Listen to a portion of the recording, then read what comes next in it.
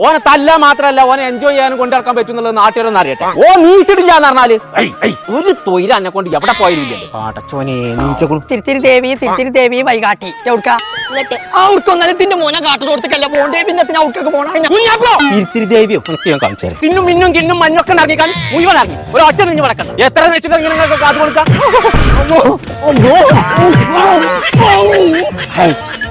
ഒരു തൊഴിലെല്ലാന്ന് വെച്ചാല്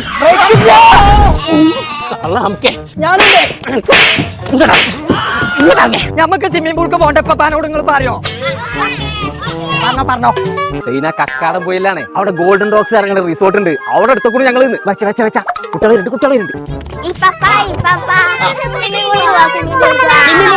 ജലദോഷം കുടിച്ചാൽ മതി. പോയി അവിടെ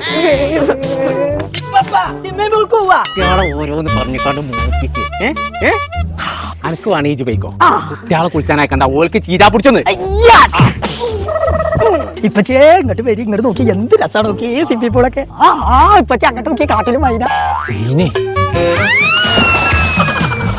ചാടി കുളി അടങ്ങിയോ?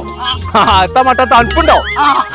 നന്നായി. അപ്പൊ ഞങ്ങൾ നമ്മളിപ്പോ ഉള്ളത് ഗോൾഡൻ റോക്സ് എന്ന് പറഞ്ഞ റിസോർട്ടിലാട്ടോ. റൂം ആയാലും സ്വിമ്മിംഗ് പൂൾ ആയാലും കോടമഞ്ഞൊക്കെ ഇങ്ങനെ മൂടിയിട്ട് ഒന്നൊന്നര വൈബുള്ള സ്ഥലട്ടോ. അപ്പൊ ഫാമിലി ആയിട്ടൊക്കെ എൻജോയ് ചെയ്യണമെന്നുണ്ടെങ്കിൽ ഒരു ദിവസം ഇങ്ങോട്ട് പോകുന്നു അടിച്ചു പൊളിച്ചാണ് പോവാം. അപ്പൊ നമ്മളെ ലൊക്കേഷൻ വരുന്നത് കക്കാടംപൊയിൽ കരിമ്പ് റോട്ടിലുള്ള ഗോൾഡൻ റോക്സ്.